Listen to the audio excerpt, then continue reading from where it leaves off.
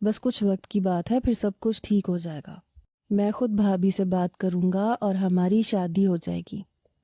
مانو کہہ رہی تھی پتہ نہیں سب کچھ کب ٹھیک ہوگا۔ تم نہیں جانتے جیجو اب میرے ساتھ عجیب سا برتاؤ کرتے ہیں۔ وہ پہلے جیسے نہیں رہے۔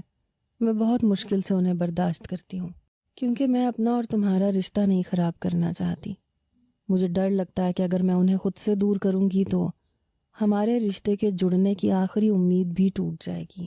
آپی نے تو مجھے پہلے ہی سخت لفظوں میں کہہ دیا ہے کہ وہ مجھے کبھی بھی اس گھر میں رخصت کروا کے نہیں لائیں گی۔ وہ اس بات کے خلاف ہیں کہ میری اور تمہاری شادی ہو۔ اب اگر میں نے جیجو سے بات کر بھی لی تو پھر تو یہ رشتہ کبھی نہیں ہوگا۔ تمہیں تو پتہ ہے نا، آپی تو مجھے یہاں آنے بھی نہیں دیتی۔ اگر جیجو نہ لاتے تو آج بھی میں یہاں تھوڑی آ سکتی تھی۔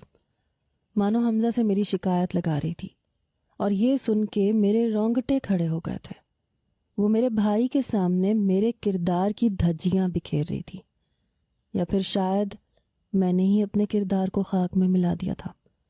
حمزہ کہنے لگا بس کچھ وقت اور مانو، پھر سب ٹھیک ہو جائے گا۔ مانو کہنے لگی پتہ نہیں، آج جب وہ مجھے پارک میں لے کے گئے تھے تو مجھے اندازہ نہیں تھا کہ وہ اس قدر حد سے گزر جائیں گے۔ میں تو سمجھی تھی کہ آپی بھی ہمارے ساتھ جائیں گی، لیکن آپی نے انکار کر دیا۔ مجبوراً مجھے اکیلے ہی جانا پڑا۔ لیکن جھولوں میں بیٹھنے کے بعد مجھے احساس ہوا کہ جیجو جان بوجھ کے میرے نزدیک آ رہے تھے۔ انہوں نے میری کمر پکڑ کے مجھے جھولے سے اس طرح اتارا کہ میں شرم سے پانی پانی ہو گئی، لیکن کچھ کہہ بھی نہیں سکی۔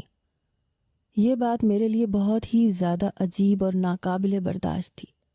میں آخر جھولے میں بیٹھی بھی نہیں اور ہم گھر واپس آ گئے۔ اب تو مجھے ان سے خوف آ رہا ہے۔